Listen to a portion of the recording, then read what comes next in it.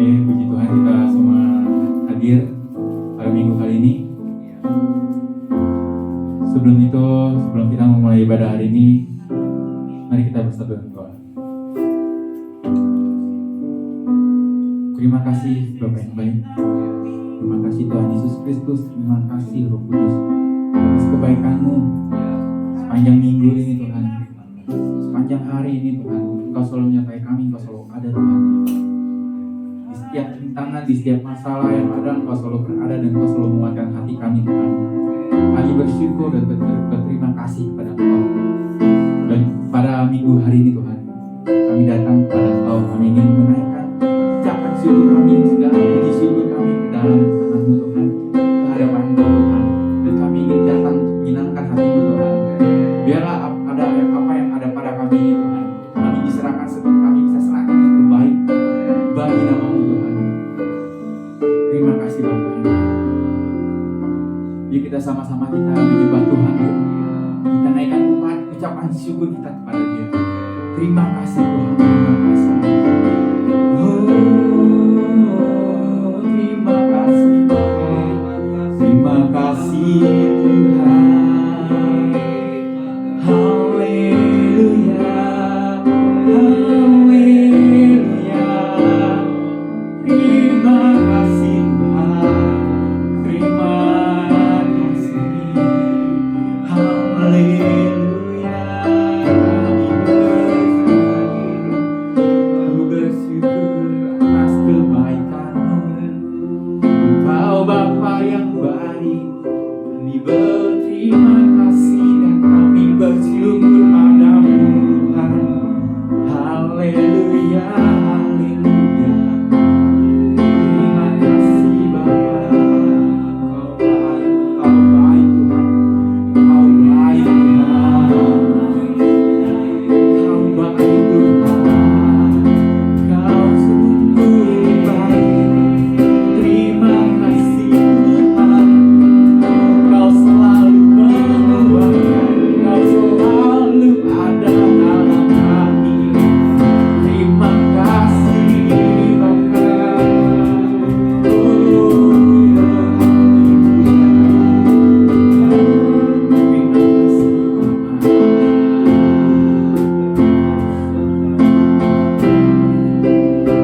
Sama-sama katakan bahwa Engkau baik. Bapa, Engkau baik. Bapa, Engkau baik. Bapa, Engkau baik. Kau selalu baik kepadaku. Bapa, ku cinta Bapa, Engkau baik. Bapa, Engkau baik. Bapa, Engkau baik. Bapa, Engkau baik. Kau selalu baik kepadaku. Bapa, ku cinta Kau. Aku memuji-Mu. Aku memuji-Mu. Aku menyembah-Mu. Ku nyanyi haleluya.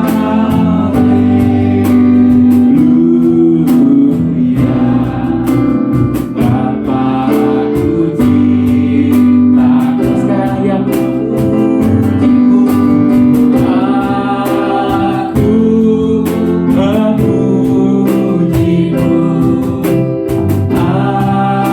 Aku menyembah-Mu. Ku nyanyi haleluya.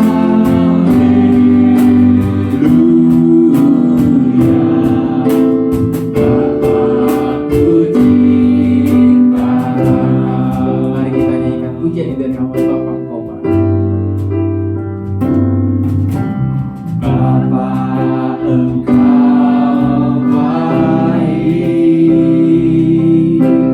Bapa, Engkau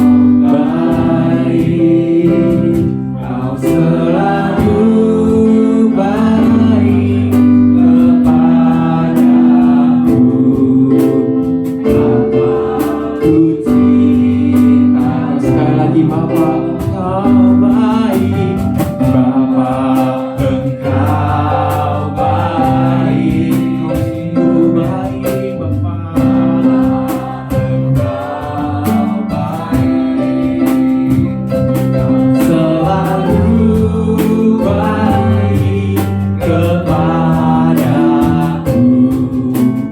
Bapa ku cinta Kau, aku memuji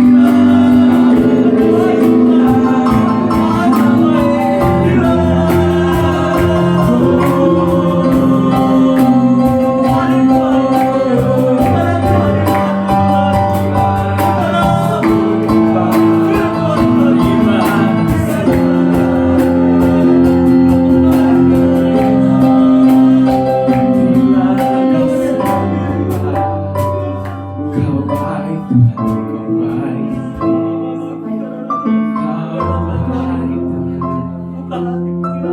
Tuhan, Kau baik Tuhan, Kau baik.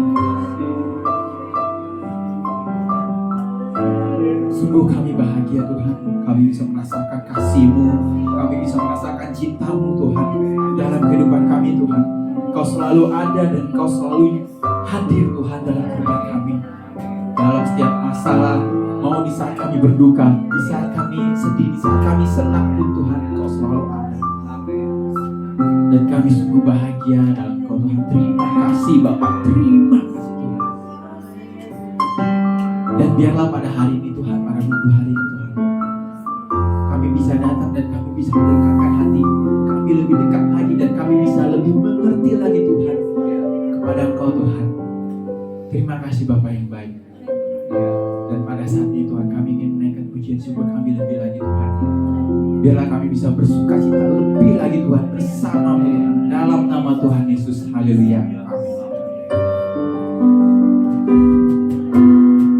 Sekali lagi shalom Bapak Ibu Saudara semuanya.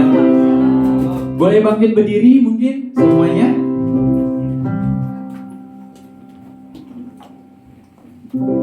Siapa yang hari ini merasa harinya adalah hari yang bahagia dalam Tuhan? Boleh angkat tangannya, lambai-lambaikan tangannya. Boleh katakan sebelah kanan kirinya, kamu bahagia dalam Tuhan. Kamu dan aku berbahagia dalam Tuhan.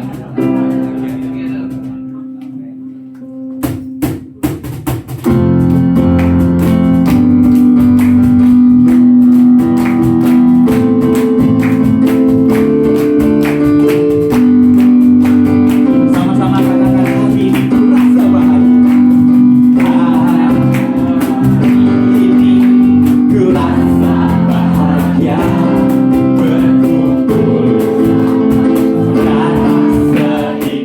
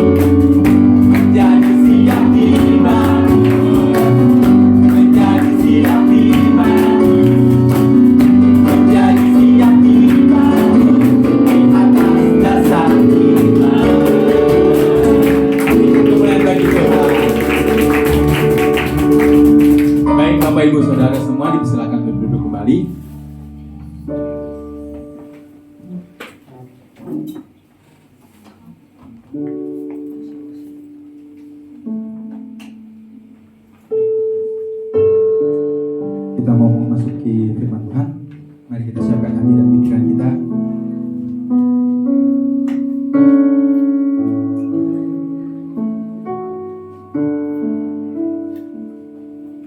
Bapa, hari ini kami mau datang kepada Engkau Tuhan.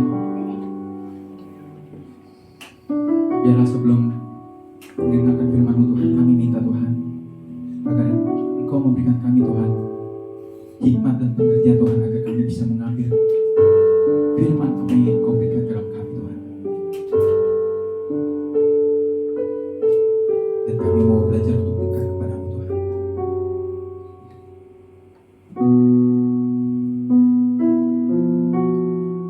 Sama-sama katakan, dekat padamu itu hidupnya.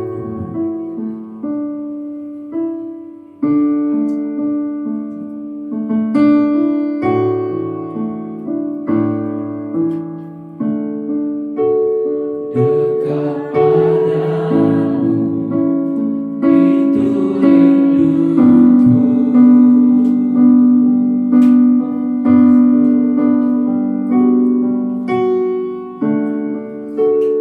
Setiap katamu kau pun menunggu. Tak kusangka, tak kusangka ku temukan satu kasih yang abadi. Kini ku datang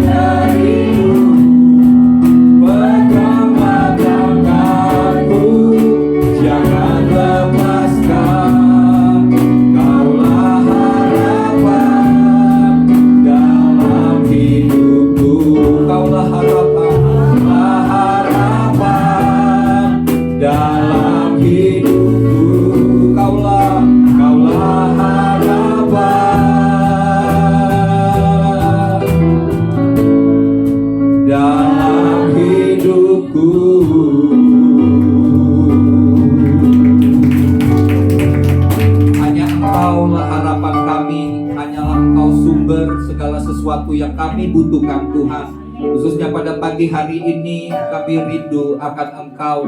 Kami rindu hadirat-Mu Tuhan. Kami rindu bersekutu dengan Tuhan. Mari Roh Kudus urapi kami. Mari Roh Kudus penuhi kami. Biar firman-Mu yang kami dengar pada minggu pagi ini boleh sungguh-sungguh termeterai dalam hati dan pikiran kami Tuhan. Kami mau buka hati kami seluas-luasnya Tuhan, untuk pekerjaan daripada firman-Mu dan pekerjaan daripada Roh-Mu akan mengubah hidup kami, mengubah cara pandang kami, sehingga hidup kami akan menjadi semakin selaras dengan kebenaran firman-Mu Tuhan. Terima kasih Bapa, kami menolak semua pekerjaan iblis, semua intervensi kegelapan yang mencoba mencuri kebenaran firman Tuhan pada minggu pagi ini. Kami bersepakat bersehati meminta di dalam nama Tuhan Yesus Kristus, semua hal-hal yang bukan berasal daripada Tuhan tidak boleh ada dan ambil bagian dalam pemberitaan firman-Mu hari ini. Terima kasih Bapak. Kami juga berdoa bagi anak-anak sekolah minggu yang akan mengadakan ibadah di bawah. Tuhan berkati guru-guru sekolah minggu dan seluruh anak-anak sekolah minggu, untuk semua boleh bersekutu beribadah di dalam Tuhan. Dan Engkau yang mengambil alih akan ibadah sekolah minggu ini. Sebab kami percaya bahwa anak-anak muda adalah anak panah di tangan pahlawan, dan siap untuk dilepaskan pada waktunya seperti yang Tuhan kehendaki kepada sasaran yang tepat. Terima kasih Bapa. Kami serahkan ibadah ini hanya di dalam nama Tuhan Yesus Kristus. Kita semua yang siap mendengarkan firman Tuhan bersama-sama katakan amin. Beri kemuliaan bagi Tuhan Yesus. Haleluya. Silakan duduk Bapak Ibu Saudara. Puji Tuhan. Shalom. Shalom. Apa kabar? Luar biasa, mantap ya. Oke, hari ini kita bersyukur kembali Tuhan berikan kesehatan, Tuhan berikan kekuatan, anugerah, sehingga kita bisa beribadah pada minggu pagi ini. Semua karena perlindungan, pemeliharaan Tuhan, penyertaan Tuhan yang luar biasa. Dan kita senantiasa bersyukur karena kita boleh beribadah dan Tuhan yang menaruh kerinduan itu dalam hati kita. Tema khotbah hari ini adalah membangun pola hidup sehat. Mungkin kita bertanya, Pak, ini khotbah kok kayak ini aja, motivasi aja ya. Temanya kok ini mas, saya nggak perlu baca Alkitab, baca firman Tuhan, ya kan? Kalau cuma membangun pola hidup sehat, saya tinggal baca di artikel-artikel banyak Pak mengenai bagaimana bisa bangun pola hidup yang sehat. Tapi tentunya hari ini kita akan melihatnya dari sisi kebenaran firman Tuhan, ya. Karena membangun pola hidup sehat ini adalah sesuatu hal yang penting. Kenapa? Karena kalau kita mau melayani Tuhan, kita mau melakukan sebuah pekerjaan, tanpa hidup yang sehat, kita sakit, maka kita tidak akan pernah bisa melakukan pekerjaan melayani Tuhan, karena tubuh yang lemah dan sakit. Oleh sebab itu, saya percaya ini bukan sekedar pengetahuan sekuler, pengetahuan umum, tapi ini juga ada tertulis dalam firman Tuhan. Dan kalau ini tertulis dalam firman Tuhan, saya berharap kita semua juga akan menuruti dan melakukan sesuai dengan firman Tuhan.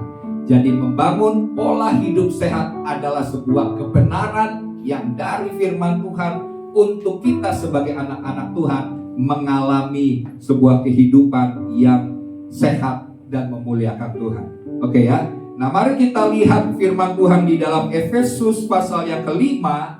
Efesus pasal yang kelima ayat yang ke-28 sampai dengan ayat yang ke-30. Ya.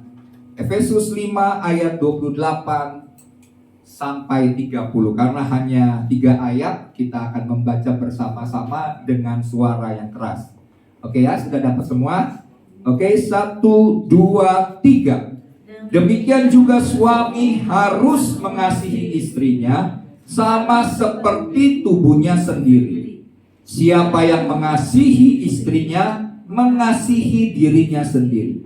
Sebab tidak pernah orang membenci tubuhnya sendiri, tetapi mengasuhnya dan merawatinya, sama seperti Kristus terhadap jemaat, karena kita adalah anggota tubuhnya.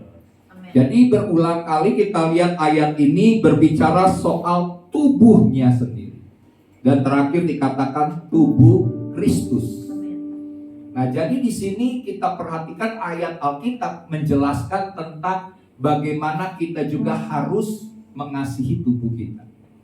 Ya, firman Tuhan mungkin kita dengar di dalam perkataan Yesus di dalam Matius pasal yang ke-22 berkata begini, kasihilah Tuhan dengan segenap hati, segenap jiwa, segenap kekuatan dan akal budi. Itu hukum yang pertama dan yang terutama.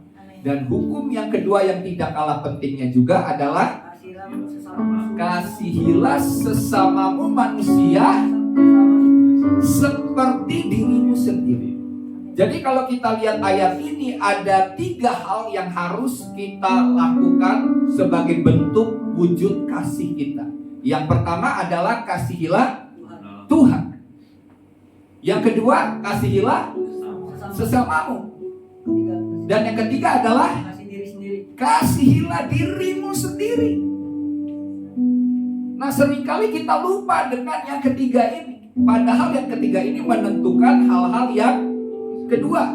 Yang pertama tentunya kita harus dikatakan hukum pertama adalah kasihilah Tuhan. Dan hukum yang kedua dikatakan kasih sesama. Tapi kita tidak bisa mengasihi sesama tanpa kita mengasihi diri sendiri, ya kan? Kan dikatakan kasihilah sesama manusia seperti dirimu sendiri. Nah, kita tidak, dengan kata lain, kita tidak dapat mengasihi sesama tanpa kita mengasihi diri sendiri. Bagaimana kita bisa mengasihi sesama tanpa kita mengasihi diri sendiri? Kasih kita mungkin kasih yang sementara, atau kasih yang kosong, atau kasih yang nggak betul-betul lahir dari hati kita, kerinduan kita untuk mengasihi sesama, karena kita tidak mengasihi diri kita sendiri.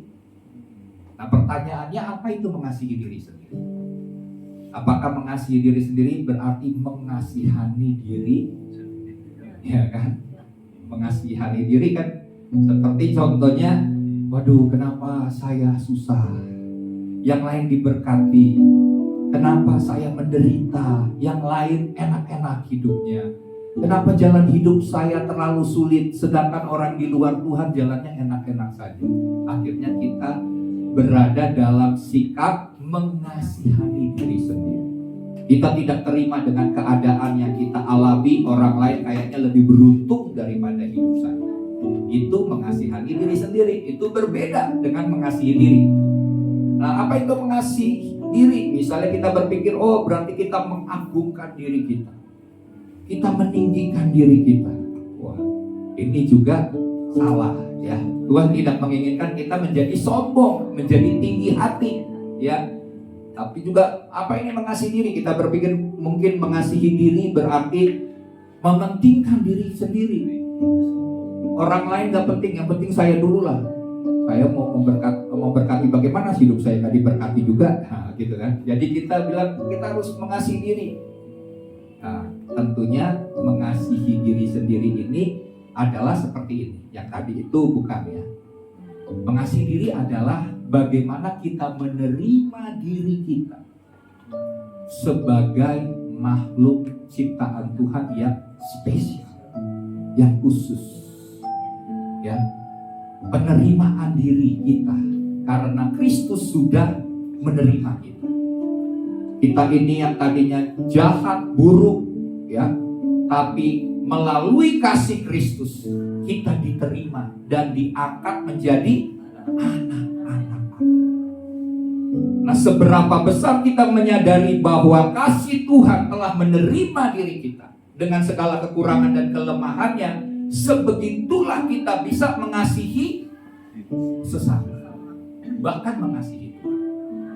Jadi seberapa besar kita membuka hati kita, seberapa besar kita mengetahui bagaimana Tuhan sudah mengasihi kita, menerima kita apa adanya, sebegitulah kita bisa mengasihi Tuhan dan sesama. Jadi dimulai dari bagaimana kita mengasihi diri kita, betul kan? Nah, jadi di sini kita lihat Tuhan menginginkan agar kita mengasihinya, mengasihi sesama dan mengasihi diri sendiri. Nah, kita tahu bahwa dosa membuat gambar diri Tuhan di dalam diri kita menjadi rusak. Ya, oleh sebab itu Tuhan mau memulihkan gambar diri kita yang rusak dengan menyatakan penerimaan, pengampunan dan kasih-Nya atas hidup kita. Sehingga melalui semua hal itu kita bisa menerima diri kita dan mengasihi diri kita sebagaimana Tuhan melihat diri kita. Ya. Jadi penting bagi kita untuk mengasihi diri kita sebagaimana Kristus sudah mengasihi kita. Nah, Paulus menulis surat kepada jemaat Efesus agar mengasihi istri mereka sama seperti mengasihi diri sendiri. Nah, kalau kita lihat tadi ayat yang kita baca, ini kan konteksnya bicara soal hubungan suami istri ya. Tapi kita akan lihat situasinya ini sama seperti kita mengasihi diri atau mengasihi tubuh kita. Karena tadi diulang-ulang dikatakan mengenai mengasihi tubuhnya ya. Jadi di sini begini Bapak Ibu Saudara ya. Dikatakan bahwa ayat yang 28 tadi dikatakan begini. Demikian juga suami harus mengasihi istrinya sama seperti tubuhnya sendiri atau mengasihi dirinya sendiri.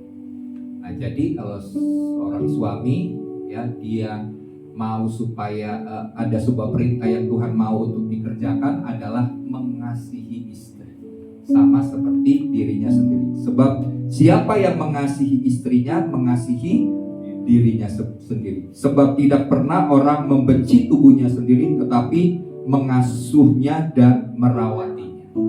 Jadi di sini jelas bahwa jemaat Efesus, Paulus mengatakan kepada jemaat Efesus agar mengasihi istri mereka sama seperti mereka mengasihi dirinya sendiri.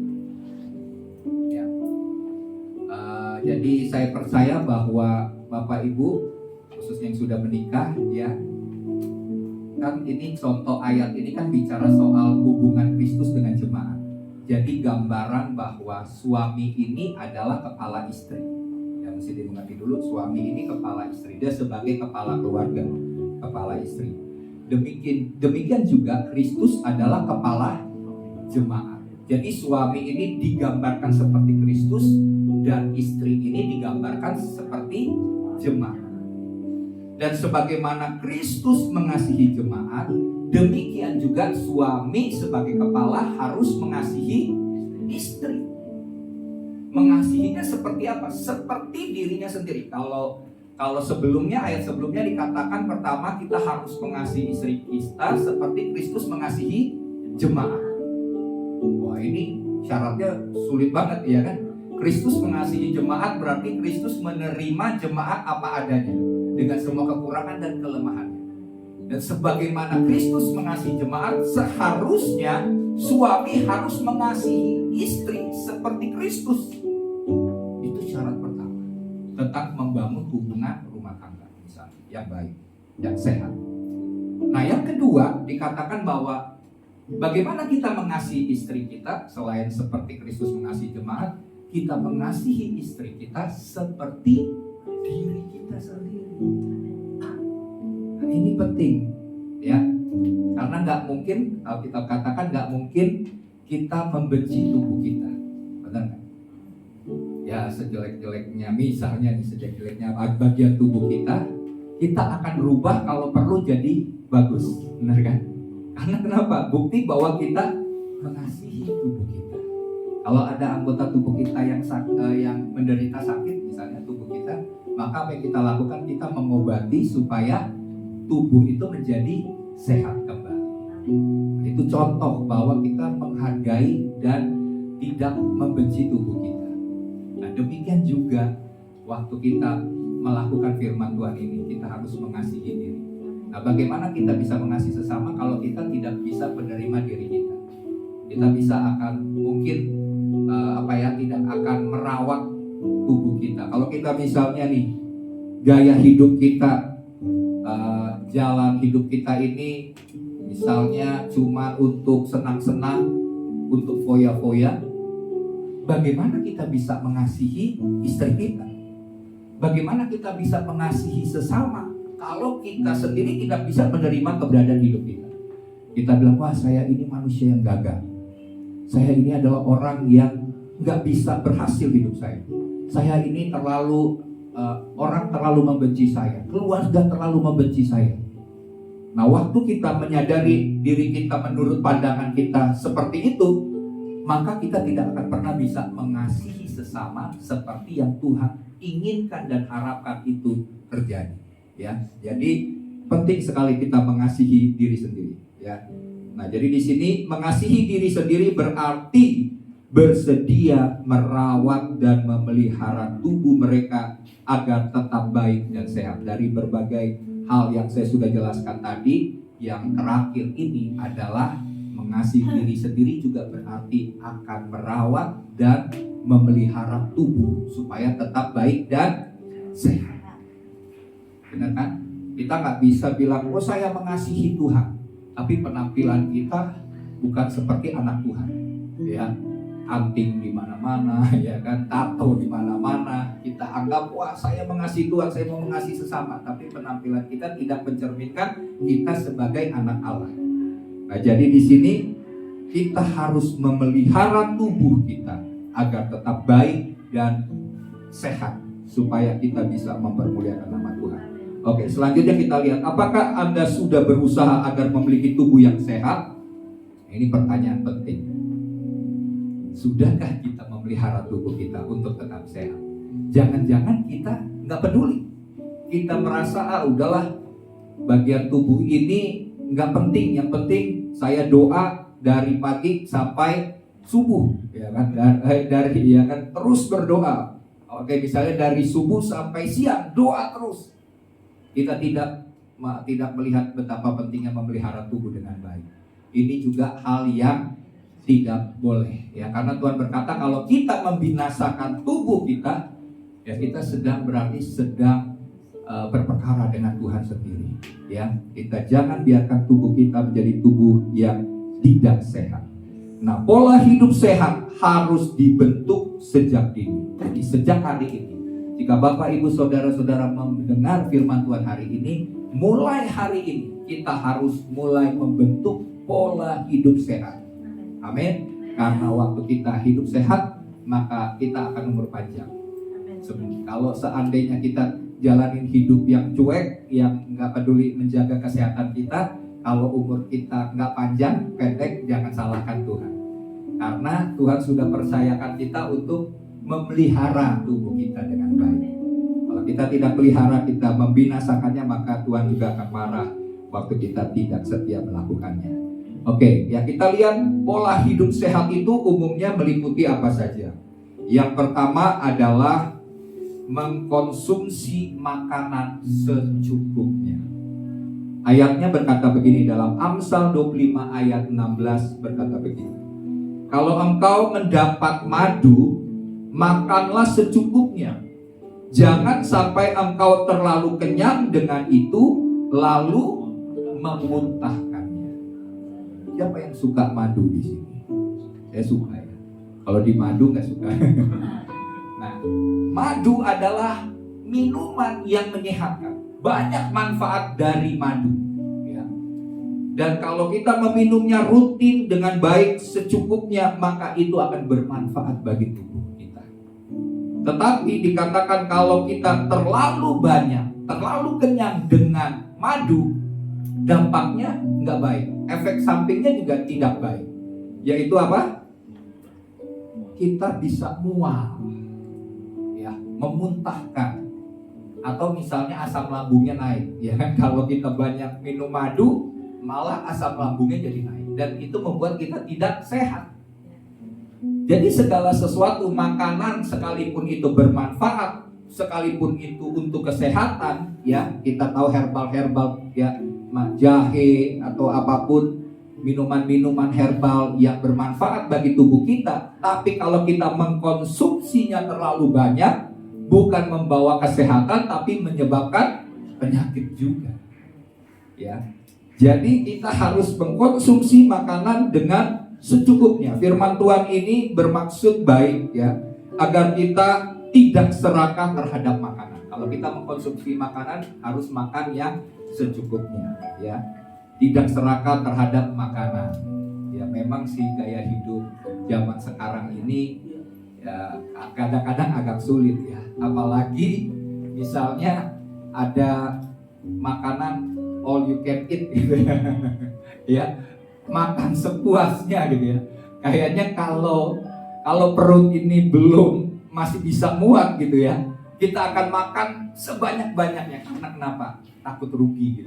Udah bayar mahal ya kan, ini all you can eat, makanan yang prasmanan tersedia bisa ambil sebanyak-banyaknya. Kayaknya kalau sampai perut belum udah nggak muat misalnya gitu, masih muat ya kan, kampung kanan belum ya udah terisi, kampung kiri sudah terisi, kampung tengah belum terisi, semuanya harus terisi gitu ya. Sampai kita udah nggak bisa jalan lagi baru kita bilang, nah ini cukup gitu ya.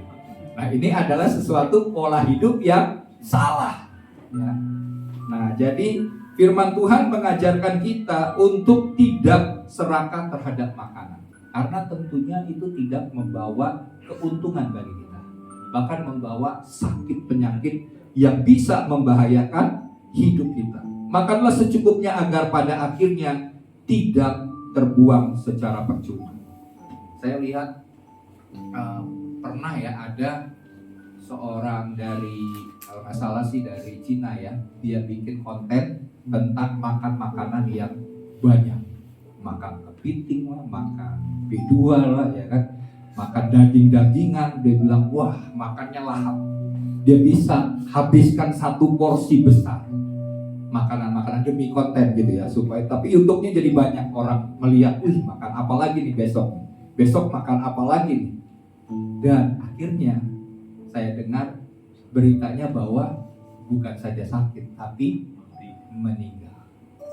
Ada banyak contoh orang mengadakan perlombaan, misalnya dalam 15 menit harus menghabiskan makanan yang tersedia di meja. Dan waktu selesai perlombaan ada juga yang meninggal karena kenapa? Karena kelebihan makanan, kebanyakan makanan. Jangan dipikir kita, oh tubuh kita ini bisa menampung begitu banyak makanan. Enggak. Karena kenapa? Waktu kita makan, maka tubuh ini harus menyesuaikan makanan yang kita makan. Kalau makanannya terlalu banyak, apalagi daging-daging, maka tubuh kita menjadi makanan yang kita makan ini membuat tubuh panas.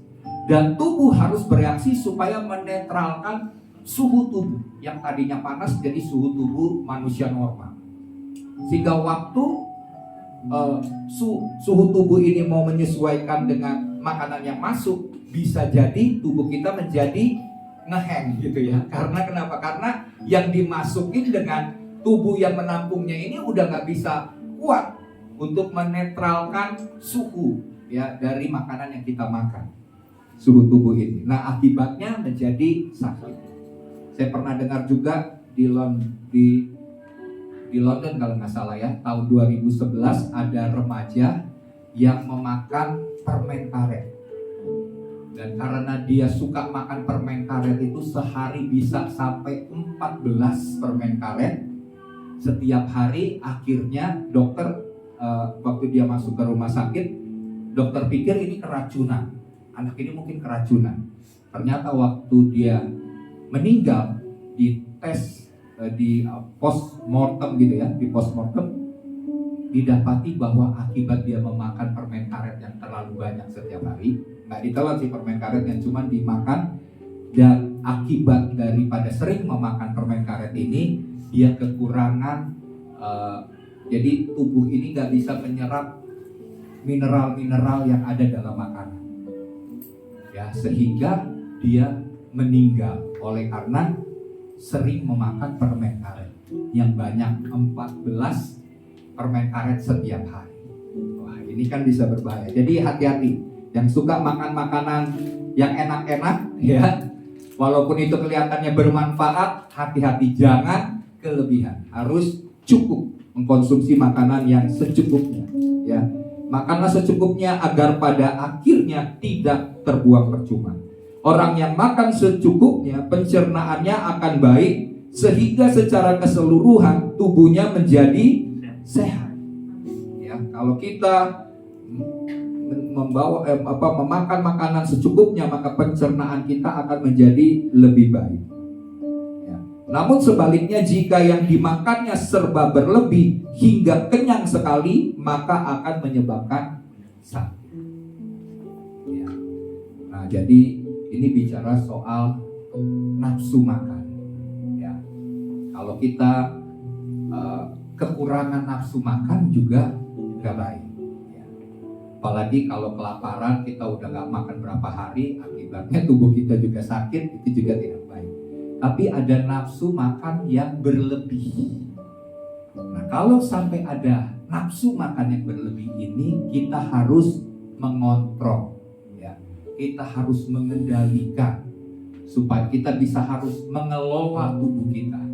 Supaya dalam hal makan pun kita harus jaga, jangan serakah, jangan mencoba menghabiskan makanan ya yang tersedia karena kita pikir wah ini waktunya makan besar gitu ya, ini makan besar, saya akan makan sebanyak-banyaknya karena kemarin udah puasa 3 hari, jadi inilah waktunya saya pelepasan pelepasan makan banyak.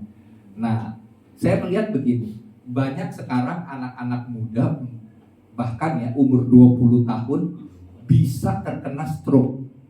Hati-hati, 20 tahun bisa kena stroke. Oleh karena apa? Pola hidup yang tidak sehat. Salah satunya adalah pola makan. Ya, ada banyak orang yang sudah tahu sakitnya, penyakitnya adalah misalnya jantung, tapi makan makanan yang tidak tepat. Malah, nggak apa-apa lah, yang penting berdoa dalam nama Tuhan Yesus, makanan pasti Tuhan tolong supaya tidak menyebabkan saya sakit. Ini juga pola hidup yang salah. Kita harus makan secukupnya seperti yang Tuhan ajarkan melalui firman Tuhan. Karena doa Yesus yang Yesus ajarkan kepada murid-muridnya berkata apa? Berikanlah kami pada hari ini makanan yang berlimpah-limpah. Ya, bukan ya, tapi makanan yang secukupnya. Bukan berarti Tuhan gak bisa memberkati kita berlimpah-limpah, tapi buat apa Tuhan berikan makanan berlimpah-limpah malah membuat kita sakit? Lebih baik secukupnya dan sehat, itu lebih penting. Amin. Tuhan menyediakan sesuai dengan kebutuhan kita, bukan keinginan kita ya. Oke, jadi yang pertama makan secukupnya. Yang kedua adalah mengkonsumsi makanan sehat. Mari kita lihat dalam kitab Daniel 1 ayat yang ke-8. Firman Tuhan berkata begini, Daniel berketetapan untuk tidak menajiskan dirinya dengan santapan raja dan dengan anggur yang biasa diminum raja.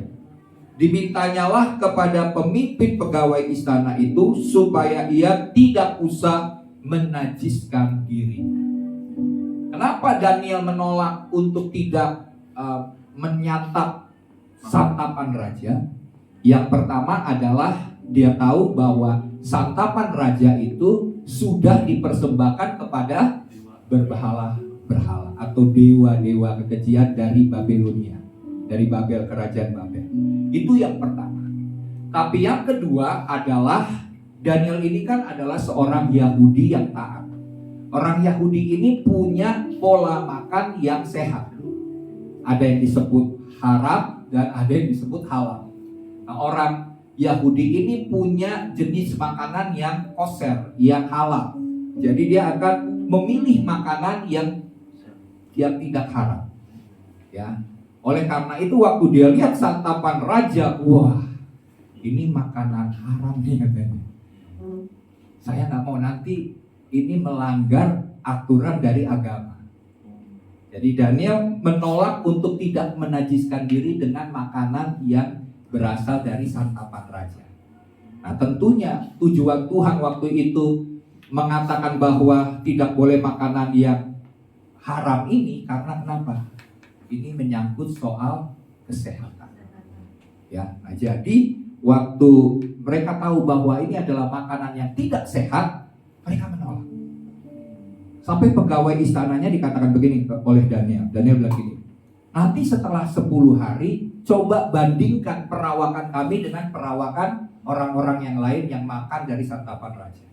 Dan apa yang terjadi? Perawakan daripada Daniel dan kawan-kawannya menjadi dikatakan lebih sehat, katakan lebih gemuk. Tapi gemuknya gemuk sehat, jangan sampai gemuknya obesitas yang nggak sehat. Jadi dibuat sebuah perbandingan setelah 10 hari, mereka tidak meminum anggur. Karena kenapa? Mereka tahu kalau anggur itu bisa memabukkan. Jadi hanya diberikan sayur dan air putih. Sayur ini berarti tanaman yang ditabur, yang berbiji-biji. Jadi mereka makan makanan yang sehat. Ya, jadi di sini kita lihat bahwa ayat ini ada dua. Yang pertama, tidak menajiskan dengan penyembahan berhala dari makanan yang dipersembahkan kepada dewa-dewa. Yang kedua adalah mengkonsumsi makanan yang sehat. Ya.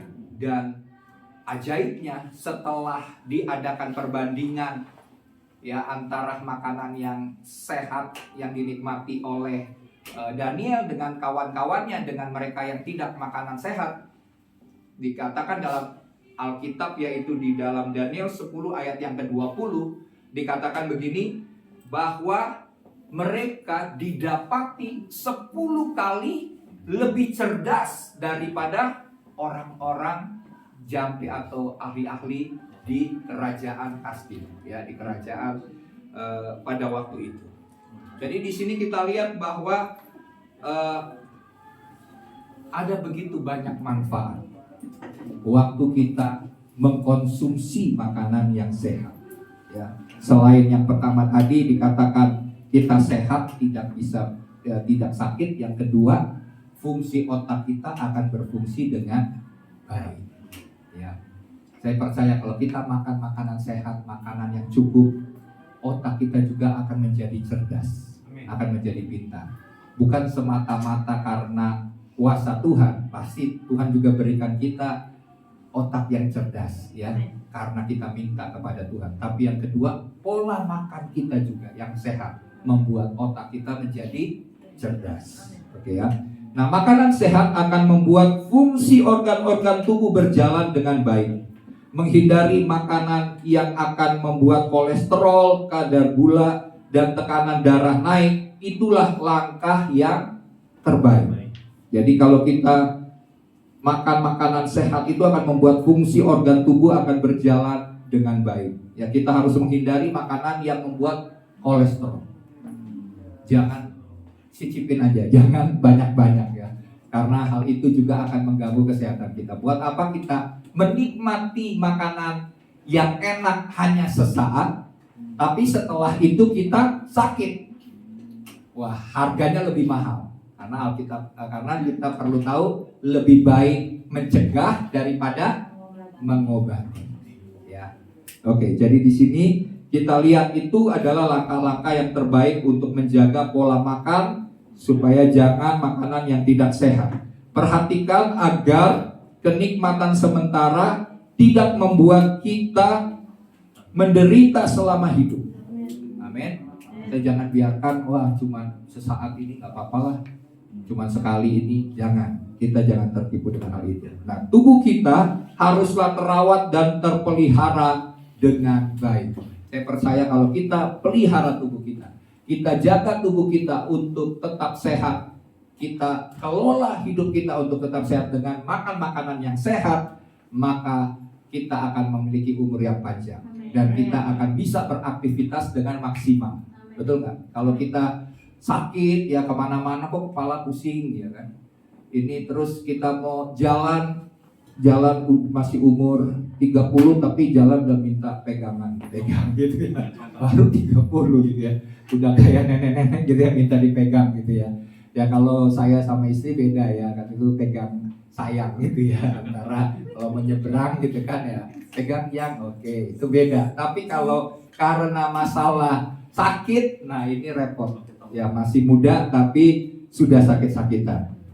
Kuncinya adalah yang kedua, mengkonsumsi makanan yang sehat. Oke ya. Nah, poin yang ketiga adalah melatih tubuh. Ya, kalau kedua adalah mengkonsumsi makanan yang sehat, poin yang ketiga adalah melatih tubuh. 1 Korintus 9 ayat 27 berkata begini. Tetapi aku melatih tubuhku dan menguasainya seluruhnya, supaya sesudah memberitakan Injil kepada orang lain, jangan aku sendiri ditolak. Memang konteksnya ini bicara bagaimana Paulus menjaga dirinya, menguasai diri. Tapi di sini di sebelumnya ayat di dalam kalimat ini dikatakan, tetapi aku melatih tubuhku. Bukan saja ada penguasaan diri, tapi melatih tubuh. Amin. Ternyata Paulus juga seorang yang peduli dengan tubuhnya. Kalau kita bagaimana? Peduli nggak? Nah, kalau kita tidak peduli, kita harus berubah. Kita harus bertobat. Ya, jadi coba perhatikan apakah perut kita sudah suspek atau sudah suspek. Ya, bisa terindikasi bahwa penyakitan gitu ya, ada suspek gitu ya, kelihatan bahwa tidak sehat. Nah, jadi melatih tubuh.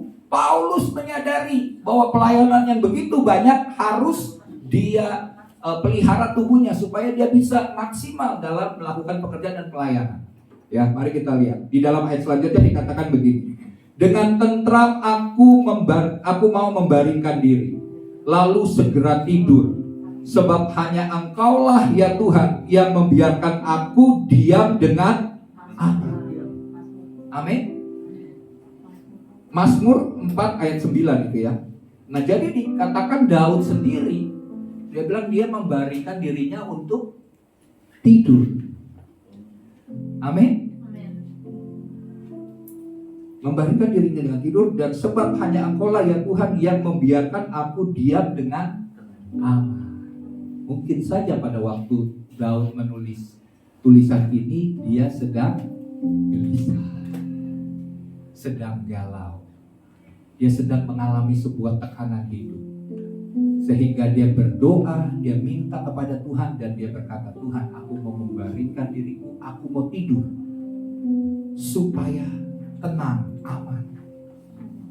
Saya percaya mungkin di sini kalau orang udah banyak pikiran, nggak bisa tidur ya, benar ya. Udah puter-puter, udah matanya udah pengen ditutup, ya kan, udah pengen cepat hilang gitu ya. Maksudnya tidur bener-bener pulas, tapi karena banyak pikiran, kayaknya mata ini terpejam, tapi pikiran atau kita belum bisa tidur. Karena kenapa? Adanya banyak beban. Nah, hari ini Tuhan mau supaya kita benar-benar menjaga tubuh kita, melatih tubuh kita, supaya kita tidak menjadi orang-orang yang seperti tidak bisa beristirahat dengan baik. Ya, nah kita lihat begini. Paulus menyampaikan bahwa dia melatih tubuhnya sedemikian rupa. Itu berarti tubuh pun harus dilatih agar sehat. Apa yang harus dilakukan? Olahraga yang teratur. Saya termasuk orang yang kurang berolahraga ya. Saya jujur gitu ya. Padahal olahraga itu adalah sesuatu hal yang penting. Kalau zamannya saya ke atas, kemungkinan untuk menjaga tubuh sehat dengan berolahraga mungkin kurang diperhatikan ya. Saya lihat zamannya saya ini agak kurang. Tapi di zaman sekarang ini kayaknya orang sudah mulai menyadari pentingnya menjaga kesehatan. Makanya setelah zaman-zaman saya banyak tuh dibangun gimnasium ya. Gym, bagaimana orang berolahraga ke tempat gym. Terus ada yang mungkin ibu-ibu ya. Kalau saya lihat di Sabtu pagi tuh sambil dance gitu ya, supaya jaga tubuh supaya tetap sehat. Nah, olahraga yang teratur itu penting. Ya, kita harus berolahraga. Olahraga yang sederhana seperti apa? Misalnya kita tahulah tips-tips ya, tips supaya kita bisa sehat. Contohnya kalau kita bekerja, karena begini, pekerjaan kita di zaman sekarang ini menuntut kita tetap duduk dan terus berada di laptop atau di gadget kita. Ya. Sehingga itu tidak sehat bagi tubuh kita. Banyak orang yang anak-anak muda ya, karena dia bekerja terus duduk dan dengan laptopnya atau dengan komputernya di pekerjaan, maka seringkali anak-anak ini mengalami masalah di matanya. Matanya jadi minus ya, dan tidak bergerak. survei penelitian, ada banyak survei mengatakan bahwa pada zaman sekarang ini orang yang meninggal akibat mager, tahu mager? Malas gerak, itu jumlahnya meningkat dan paling banyak. Menurut penelitian ini paling banyak. Karena kenapa? Pekerjaan kita, situasi kondisi kita di zaman sekarang ini membuat kita malas gerak. Betul kan? Contohnya, kalau sudah bekerja 8 jam udah dengan komputer, cuma duduk, ya kan, mau pesen makanan tinggal pesen apa? Online. Ya, terus pas pulang ke rumah juga pasti yang dilakukan apa? Tiduran, terus setel TV sambil ngemil, ya kan? Itu terus. Jadi kita menjadi orang yang malas gerak. Dan ternyata anak-anak muda juga di zaman sekarang, penelitian mengatakan bahwa banyak anak-anak muda yang malas gerak akibatnya menjadi sakit. Jadi harus bergerak, tubuh kita harus bergerak. Minimal apa? Jalan kaki 10.000 langkah. Ya, bukan berarti ini ada iklan gitu ya, enggak. Tapi 10.000 langkah. Atau misalnya kita berjalan 7 sampai 15 menit sehari. Jalan kaki. Supaya apa? Supaya waktu kita olahraga, maka tulang-tulang kita tidak mudah untuk keropos. Tulang-tulang kita kuat, apalagi di bawah sinar matahari ya. Pagi-pagi itu sehat. Jadi kita harus menjalani pola hidup yang sehat. Kita harus dipercayakan Tuhan memelihara tubuh kita, mengelola tubuh kita dengan baik. Ya, jangan kita menjadi orang yang malas gerak. Jadi anak-anak muda perhatikan, kalau mau umur panjang, karena sekarang ini akibat malas gerak banyak anak-anak muda yang sakit bahkan meninggal karena tidak bergerak, tidak fisiknya tidak dilatih untuk bergerak. Ya, sibuk dengan main game, ya kan? Ada orang yang anak muda yang meninggal karena main game, gitu kan? Lagi sementara asik karena udah seharian tuh main, kayaknya nggak selesai, kayaknya nggak puas-puas. Bilang sebentar lagi nih selesai. Seharian cuma main game, akibatnya apa? Ada sebelum lagi sinar biru dari laptop itu kan membuat mata kita juga jadi rusak. Ditambah lagi ada radiasi dari elektromagnetik itu membuat tubuh kita jadi lemah, sakit, bahkan bisa meninggal dunia. Jadi hati-hati dengan zaman sekarang, kita harus olahraga yang teratur. Terus yang kedua adalah istirahat yang cukup. Ya, menurut penelitian dikatakan kita ini sehari harus tidur berapa jam? 7 sampai 8 jam, apalagi di zaman pandemi ini. Waktu kita istirahat yang cukup 7 sampai 8 jam, maka imunitas tubuh kita juga akan meningkat, akan naik. Ya, Alkitab juga katakan bahwa 6 hari Tuhan bekerja, 1 hari Dia beristirahat. Demikian juga kita perlu beristirahat. Ada pagi dan siang, itu tugasnya kita apa? Bekerja. Tapi malam hari waktunya kita tidur. Jangan malah dari pagi, siang, sore bekerja, malam hari nambah-nambah pekerjaan sampingan. Ya kan? Akibatnya kurang tidur. Nah, kalau kurang tidur, kurang istirahat, ini juga membahayakan tubuh kita. Sudah kerja keras, ya, masih mudanya kerja keras, sudah tuanya bukan hidup foya-foya lagi, hidup enak, tapi masuk rumah sakit, dirawat, harus bayar rumah sakit, harus bayar obat-obatan dokter. Jadi apa yang kita cari selama masa muda kita supaya kita bisa menjadi punya uang di masa tua, malah di masa tua kita jadi membayar harga akibat kita tidak mengelola dengan baik. Ya, jadi di sini mari kita pergunakan waktu istirahat kita. Jangan begadang. Kalau kita menggunakan waktu malam ini dengan begadang, saya lihatnya anak-anak muda nih, banyak kali karena saking begadangnya, kalau ibadah minggu pagi ini jadi gak bisa bangun. Karena kenapa? Karena tidurnya sudah jam 4 pagi gitu ya, sudah subuh. Waktu dibangunin untuk ke gereja nggak bisa, apalagi pelayanan. Wah, aduh, bahaya nih. Pelayanan sambil ngantuk-ngantuk itu tidak memuliakan Tuhan. Ya, kita harus jaga. Jangan bilang, wah ini mumpung saya masih muda, tidur 3-4 jam nggak apa-apa. Nanti kalau udah umur barulah kita tidur 6-8 jam. Jangan salah. Kalau kita sudah biasa muda dengan tidur yang sedikit, jangan-jangan umur kita juga akan pendek. Karena menurut penelitian dikatakan bahwa orang yang tidurnya sedikit itu memperpendek umur. Hati-hati. Jadi jaga. Benar-benar waktunya tidur ya dengan baik. Kalau misalnya belum tidur 6-8 jam, siangnya bisa tidur sekitar 1 jam istirahat. Ya, itu baik untuk kesehatan kita. Karena Tuhan menciptakan tubuh kita ini juga perlu istirahat. Ya, nggak bisa terus dijos dari pagi sampai malam, dari pagi sampai malam, dari pagi sampai malam. Ini tidak menyehatkan tubuh kita. Jadi penting istirahat yang cukup dan mengontrol makanan merupakan hal yang utama dalam melatih tubuh. Saya katakan tadi adalah mengontrol pola makan kita. Ya, kita harus makanan yang sehat. Kita tahu makanan yang boleh dan makanan yang tidak boleh untuk kita yang sudah terindikasi sakit gitu ya. Nggak boleh berani untuk, wah nggak apa-apa, saya misalnya darah tinggi, saya makan kambing. Wah ini langsung dead. Nggak ada pakai lama-lama lagi, ada 2 kemungkinan, stroke dan meninggal gitu ya. Nah, jadi mari kita betul-betul menjaga tubuh ini karena hidup ini indah. Amin. Kita mau menikmati sampai umur kita lanjut, amin. Kita jaga tubuh kita untuk tetap sehat.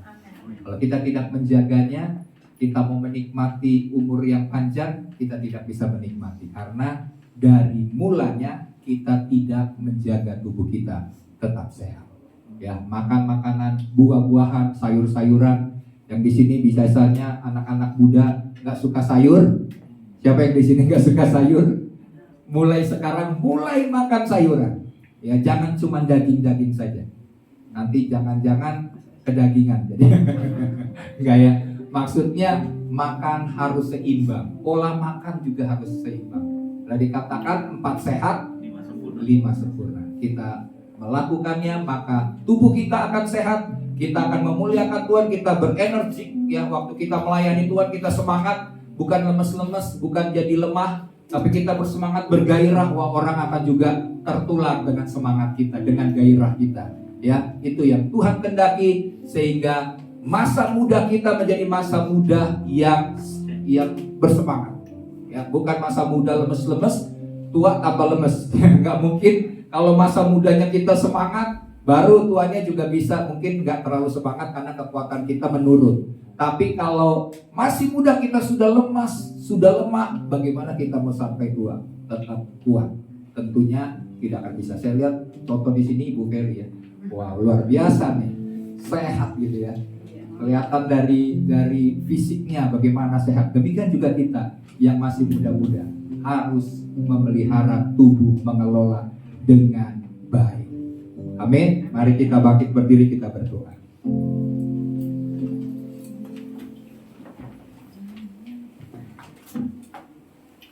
Terima kasih Tuhan. Terima kasih Bapak. Terima kasih Tuhan, kami boleh mendengarkan firman-Mu. Kami tahu bahwa kebenaran yang kami dengar ini adalah kebenaran yang akan memerdekakan hidup kami. Tuhan, jika pola hidup kami selama ini adalah pola hidup yang tidak baik, pola hidup yang buruk, pola hidup yang tidak sehat, Tuhan, kami mau bertobat, kami mau mengikuti arahan daripada firman-Mu, tuntunan daripada firman-Mu. Sebab Engkau berkata bahwa tubuh kami adalah bait Roh Kudus, tempat tinggal daripada Engkau sendiri Tuhan, rumah-Mu sendiri Tuhan. Buat kami menyadari untuk memelihara, untuk menjaga, untuk merawat Tuhan, untuk mengelola Tuhan dengan baik tubuh kami Tuhan, sehingga menjadi tubuh yang sehat. Sehingga pada saat kami memiliki tubuh yang sehat, maka kami akan bisa bekerja dengan baik, dengan maksimal. Kami bisa melayani Tuhan dengan memuliakan nama Tuhan melalui hidup kami Tuhan. Tuhan tolong kami biar kebenaran yang kami dengar bukan saja menjadi sebuah pengetahuan yang membuat kami sekedar mengerti Tuhan, tapi kami mau supaya firman yang kami dengar betul-betul termeterai dalam hati kami, membuat hidup kami diubahkan oleh firman Tuhan, supaya kami boleh menjadi pelaku-pelaku daripada firman-Mu. Sebab Engkau berkata bahwa berbahagialah mereka yang melakukan firman Tuhan, bukan saja mendengarnya. Terima kasih Bapa, kami percaya bahwa firman-Mu Tuhan jauh lebih kuat, jauh lebih besar. Bahkan doa-doa kami yang kami bawa di hadapan-Mu Tuhan, Engkau akan membuat apa yang kami doakan Tuhan, akan Engkau jawab Tuhan. Bahkan jauh lebih dari apa yang dapat kami doakan dan kami pikirkan. Kuasa Tuhan dinyatakan melalui hidup kami. Terima kasih Bapa, bekerjalah ya Tuhan melalui hidup kami. Dan kami akan lihat hari-hari yang baik, hari-hari yang indah, hari-hari yang penuh dengan damai sejahtera sukacita, di mana kami boleh bersyukur karena tubuh kami senantiasa sehat, kami memeliharanya dengan baik. Terima kasih Bapa, hanya di dalam nama Tuhan Yesus kami berdoa dan mengucap syukur. Haleluya, amin.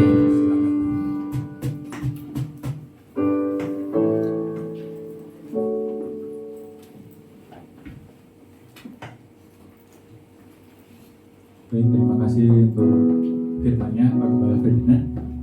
Mari Bapak Ibu Saudara semua, kita siapkan persembahan kita mau memberikan persembahan kita.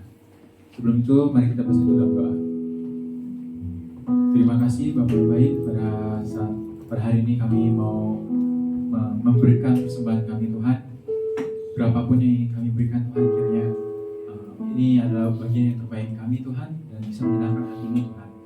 Bapak, Engkau berkati selalu Tuhan, mereka-mereka yang memberi maupun yang tidak memberi ya Tuhan. Terima kasih Bapak yang baik, kami serahkan dalam nama Tuhan Yesus. Haleluya, amin.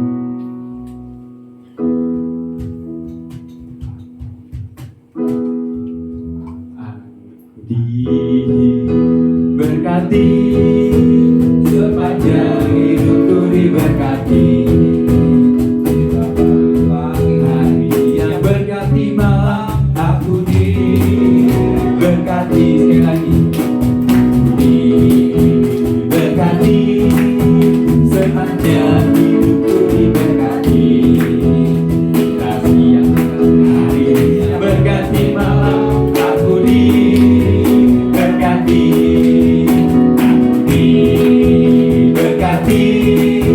sepanjang hidupku, diberkati. Bila bangun pagi hari siang berganti malam, aku diberkati, aku diberkati, aku diberkati. Baik, untuk pengumuman, beberapa pengumuman nanti ada dikirimkan di lewat grup GBL Omega, dan untuk bagi seperti biasa untuk Bapak Ibu Saudara yang belum ada yang masuk ke grup GBL Omega, boleh ngomong ke Ibu Gembala dan Pak Gembala. Untuk Bapak ada. Baik. Mari kita siapkan hati kita mau mengakhiri ibadah hari ini. Boleh kita bangkit berdiri semua dan kita naikkan pujian Hidup Ini Adalah Kesempatan. Hidup ini adalah kesempatan. Hidup ini untuk melayani Tuhan.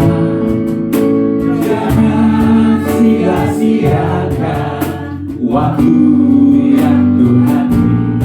Hidup ini harus jadi berkah. Oh Tuhan, pakai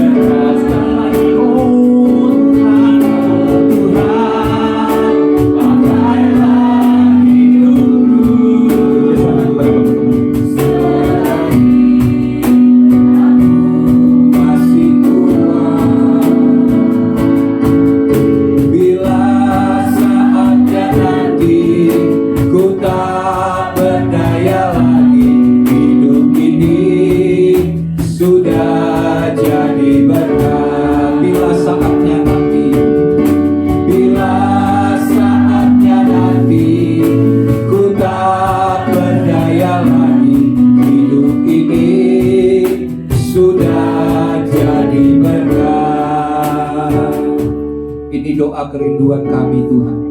Biar kami boleh menghitung hari-hari kami dengan hati yang bijaksana, bahwa hari-hari yang Tuhan berikan adalah hari-hari yang baik, hari-hari yang indah. Buat kami mulai mengelolanya dengan memelihara tubuh kami dengan baik, menjadi tubuh yang sehat. Sehingga kami boleh bekerja, kami boleh memuliakan Tuhan, kami boleh melayani Tuhan. Sebab semua kehidupan kami adalah sebuah kesempatan demi kesempatan yang Tuhan beri. Kami mau memilih semua hal yang baik, semua hal yang Engkau inginkan untuk kami perbuat Tuhan. Biarlah kami boleh terus berubah oleh pembaharuan budi, oleh kebenaran firman-Mu Tuhan.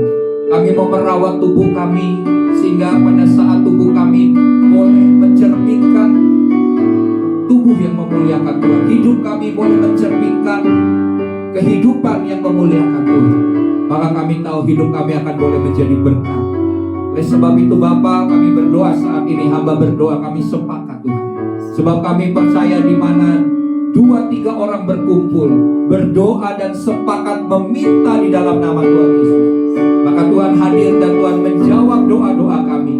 Kami percaya Engkau berkata, mintalah maka akan diberikan kepadamu, carilah maka kamu akan mendapat, ketoklah maka pintu akan dibukakan bagimu. Khususnya jika kebenaran yang kami dengar hari ini mengenai membangun pola hidup yang sehat. Saat ini Bapa, hamba berdoa, kami berdoa Tuhan, bagi setiap jemaat yang saat ini dalam keadaan lemah, dalam keadaan sakit, menderita sakit penyakit. Saat ini kami sepakat berdoa di dalam nama Tuhan Yesus Kristus. Mari jemaat yang sakit, baik yang hadir di tempat ini maupun yang sedang menyaksikan secara online, angkat tanganmu di hadapan Tuhan.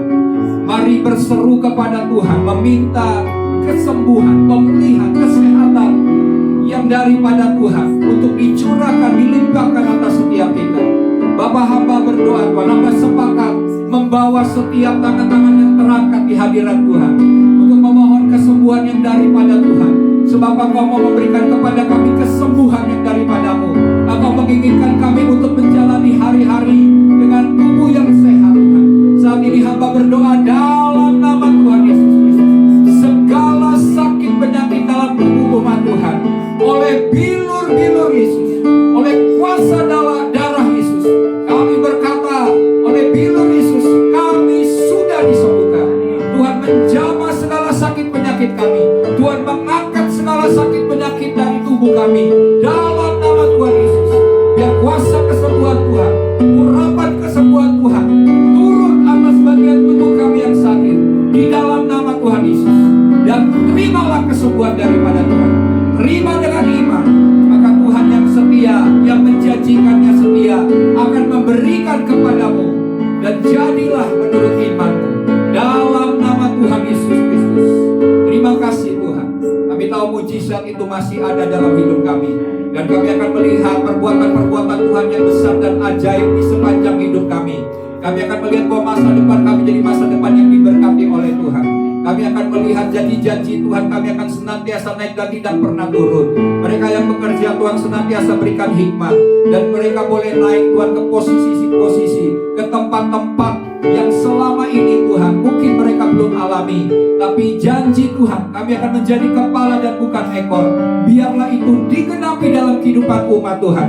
Kami tahu bahwa Engkau juga bukan Tuhan yang menyembuhkan saja, tapi Engkau adalah Tuhan yang menyediakan segala sesuatu yang kami perlukan menurut kekayaan dan kemuliaan-Mu. Saat ini kami sepakat Tuhan dalam nama Tuhan Yesus Kristus, Engkau menyediakan segala sesuatu yang kami butuhkan. Sebab Engkau Allah El Shaddai, Tuhan yang maha besar, Tuhan yang sanggup, Tuhan yang mencukupi segala kebutuhan kami Tuhan.